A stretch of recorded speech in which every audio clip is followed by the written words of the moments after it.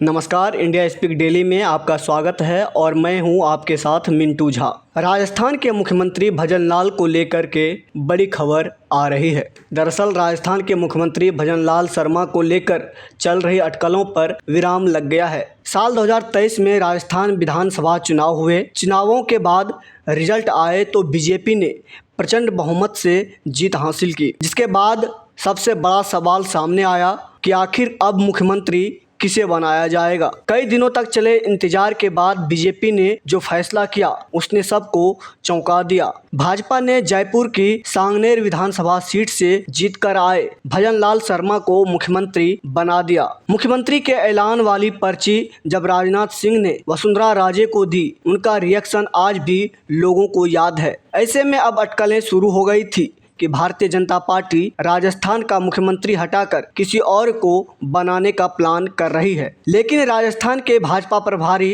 राधा मोहन दास अग्रवाल ने सब साफ कर दिया। राजस्थान के मुख्यमंत्री भजन लाल शर्मा को हटाए जाने की अटकलों के बीच जब राधा मोहन दास अग्रवाल से पूछा गया कि क्या भारतीय जनता पार्टी उन्हें हटाने की तैयारी कर रही है, इस मामले पर जवाब देते हुए कहा कि भाजपा में जो व्यक्ति एक बार मुख्यमंत्री बन गया वो बन गया। उन्होंने कहा, हम रोज रोज मुख्यमंत्री नहीं बदलते, जब चुनाव आएगा तो पता किया जाएगा कि क्या करना है।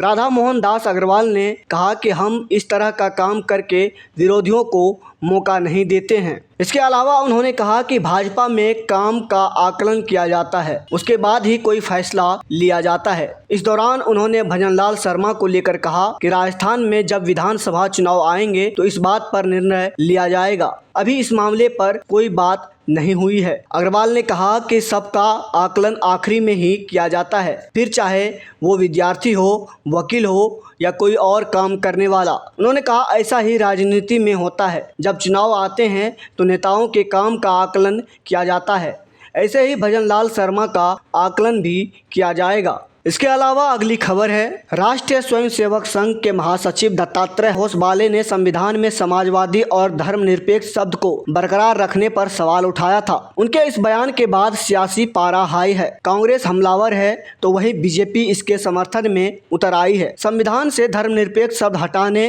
या बनाए रखने को लेकर केंद्रीय मंत्री शिवराज सिंह चौहान का बयान सामने आया है। केंद्रीय मंत्री शिवराज सिंह चौहान ने कहा कि समाजवाद की आत्मवत सर्वभूतेषु अपने जैसा सबको मानो या भारत का मूल विचार है। अयं निजः परो वेति गणना लघु चेतसाम उदार चरितानांग तु वसुदेव कुटुंबकम। यह सारी दुनिया ही एक परिवार है, यह भारत का मूल भाव है। शिवराज ने इस बयान से साफ कहा कि सर्वधर्म संभाव भारतीय संस्कृति का मूल है, धर्मनिरपेक्ष हमारी संस्कृति का मूल ही नहीं है, इसलिए इस पर विचार जरूर होना चाहिए। उन्होंने कहा, जियो और जीने दो, प्राणियों में सद्भावना हो, विश्व का कल्याण हो, सर्वे भवन्तु सुखिनः सर्वे सन्तु निरामया। यह भारत का मूल भाव है, इसलिए यहाँ समाजवाद की जरूरत नहीं है। हम तो वर्षों पहले से कह रहे हैं, सिया राम मैं सब जग जानी, सबको एक जैसा मानो, इसलिए समाजवाद शब्द की भी आवश्यकता नहीं है। देश को इस पर निश्चित तौर पर विचार करना चाहिए। संविधान की प्रस्तावना में समाजवादी और धर्मनिरपेक्ष शब्दों की समीक्षा करने संबंधी राष्ट्रीय स्वयंसेवक संघ महासचिव दत्तात्रेय होसबोले के बयान के बाद कांग्रेस ने आरएसएस और भाजपा पर संविधान विरोधी होने का आरोप लगाया है। कांग्रेस ने कहा है कि वह बीजेपी आरएसएस की साजिश को कभी सफल नहीं होने देगी और ऐसे किसी भी कदम का विरोध करेगी। आरएसएस महासचिव के बयान के बाद एक नई सियासी जंग छिड़ गई है। इसके समर्थन में कई बीजेपी नेताओं के बयान सामने आ रहे हैं, तो वहीं कांग्रेस की तरफ से इसका विरोध किया जा रहा है। इसके अलावा अगली खबर है भारत पाकिस्तान को लेकर के। एससीओ 2025 के मीटिंग के बाद ये बात लगने लगी है कि अब भारत की दिलचस्पी इस संगठन से खत्म हो रही है। चर्चाएं ये भी है कि भारत इस ऑर्गेनाइजेशन से हाथ खींच सकता है। पिछले साल भी शंघाई कोऑपरेशन ऑर्गेनाइजेशन की मीटिंग के बाद भारत ने इस संगठन में अपने हितों को अनदेखा करने के बाद पाकिस्तान चीन की बढ़ती दूरी को इसमें महसूस किया था। वर्ष 2025 में चीन के किंगदुआ में हुई समिट के आखिरी दिन जो संयुक्त घोषणा पत्र जारी किया गया, जिसमें भारत ने दस्तखत करने से इनकार कर दिया, उसने भी भारत को एहसास कराया है कि ये संगठन अब चीन पाक धुरी के अधीन हो चुका है। भारत की सुरक्षा चिंताएं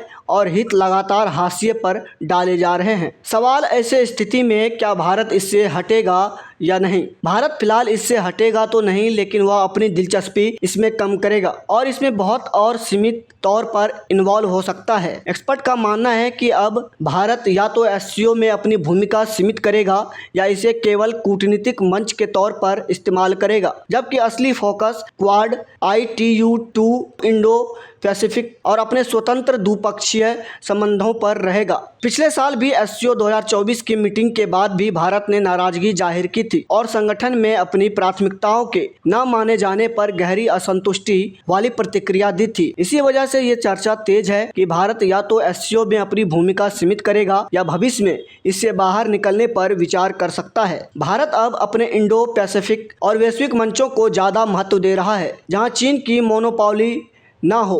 एससीओ जैसे संगठन में भारत की रणनीतिक प्राथमिकताएं पूरी नहीं हो रही है। इससे एक सवाल उठता है कि क्या अब एससीओ की मीटिंग में पिछले 2 सालों से चीन और पाकिस्तान की धुरी ज़्यादा साफ तरीके से नजर आ रही है। तो इसका जवाब है हाँ, ऐसा है। पिछले 2 सालों से मीटिंग के आखिरी में जारी हो रहा संयुक्त घोषणा पत्र साफ तौर पर इस ओर इशारा कर रहा है। वर्ष 2024 में एससीओ की मीटिंग अस्ताना, कजाकिस्तान में हुई। तब भारत ने कई अहम घोषणा पत्र बिंदुओं पर अपना ऐतराज दर्ज कराया था, खासकर आतंकवाद को लेकर प्रस्ताव में पाकिस्तान आधारित आतंकी संगठनों का नाम नहीं लिए जाने और आतंकवाद पर चीन पाक के ढीले रुख से भारत नाराज रहा। इस साल एससीओ डिक्लेरेशन में जाफराबाद एक्सप्रेस ट्रेन आतंकी हमले का जिक्र किया गया, जबकि हाल ही में कश्मीर के पहलगाम आतंकी हमले का कोई उल्लेख नहीं किया गया। भारत ने इस पर विरोध जताया। एससीओ 2025 के संयुक्त घोषणा पत्र में भी भारत को चीन और पाकिस्तान की धुरी साफ नजर आई।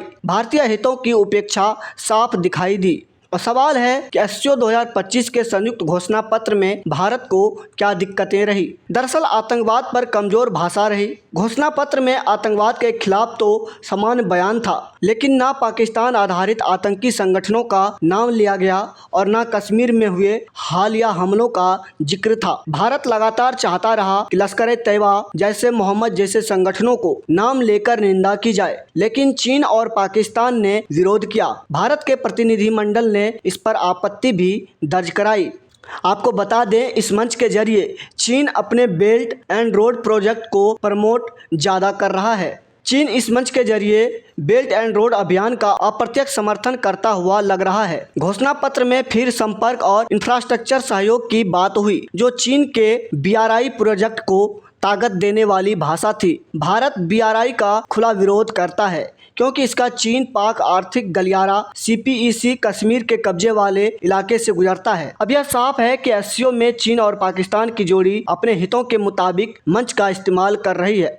भारत के लिए यह मंच अब रणनीतिक और कूटनीतिक तौर पर सीमित उपयोग का रह गया है। एससीओ 2025 के संयुक्त घोषणा पत्र ने भारत को फिर यह एहसास कराया कि संगठन अब चीन पाक धुरी के अधीन है। भारत की सुरक्षा चिंताएं और हित लगातार हाशिए पर डाले जा रहे हैं। हालांकि इसके बाद भारत के एससीओ से बाहर निकलने की चर्चाएं उठ रही है। एससीओ में चीन और पाकिस्तान मिलकर भारत विरोधी माहौल बनाते हैं। भारत के सुरक्षा और कश्मीर से जुड़े मुद्दों को दबाने की कोशिश होती है। हालांकि भारत के इसको छोड़ने की संभावना अभी कम है, क्योंकि इससे चीन पाक की खुली जगह मिल जाएगी। भारत हिस्सा तो रहेगा, लेकिन दिल से नहीं। भारत ने औपचारिक रूप से ब्रिक्स या एससीओ संगठन में वापसी या अरुचि का संकेत नहीं दिया है, लेकिन इस बात के बढ़ते प्रमाण है कि नई दिल्ली का उत्साह ठंडा पड़ गया है, जिसका मुख्य कारण चीन के साथ उसकी रणनीतिक प्रतिद्वंदिता और अनसुलझे सीमा तनाव है। ब्रिक्स और एससीओ दोनों ही चीन से बहुत प्रभावित है। ब्रिक्स में चीन की आर्थिक ताकत भारत की चिंताओं को दरकिनार कर देती है। ऐसे में भारत अगर एससीओ से हट जाता है तो इस पर क्या असर पड़ेगा। दरअसल एससीओ के रीजनल एंटी टेररिस्ट स्ट्रक्चर यानी RATS से भारत को इंटेलिजेंस और आतंकवाद विरोधी डेटा शेयरिंग का फायदा मिलता है। उससे वो बाहर हो जाएगा। इससे पाकिस्तान व अफगानिस्तान से जुड़ी गतिविधियों पर निगरानी में कुछ कमी आएगी। सेंट्रल एशिया तक रणनीतिक पहुंच कमजोर होगी। कजाकिस्तान ताजिकिस्तान, उज्बेकिस्तान जैसे संसाधन संपन्न और सामरिक महत्व वाले देशों तक भारत की कूटनीतिक और आर्थिक पहुंच कमजोर पड़ेगी। एससीओ छोड़ने से ईरान और रूस के साथ बहुपक्षीय सहयोग का एक मंच कम हो जाएगा। एससीओ में रहकर भारत अभी चीन पाक गठजोड़ का काउंटर नैरेटिव पेश कर पाता है, जो वो नहीं कर पाएगा। संगठन की प्रतिष्ठा को धक्का लगेगा। भारत के बाहर जाने से एससीओ की अंतर्राष्ट्रीय वैधता को झटका लगेगा। सेंट्रल एशिया और रूस के लिए भारत एक अहम ऊर्जा और व्यापार बाजार है। एससीओ के जरिए जो संपर्क बन रहा था उस पर असर पड़ेगा। अभी एससीओ में पाकिस्तान चीन गुट के खिलाफ भारत संतुलन का काम करता है और भारत के हटने से यह गुट हावी हो जाएगा। अभी के लिए फिलहाल इतना ही। तो इसी तरह की महत्वपूर्ण जानकारी के लिए बने रहिए इंडिया स्पीक डेली के साथ। धन्यवाद।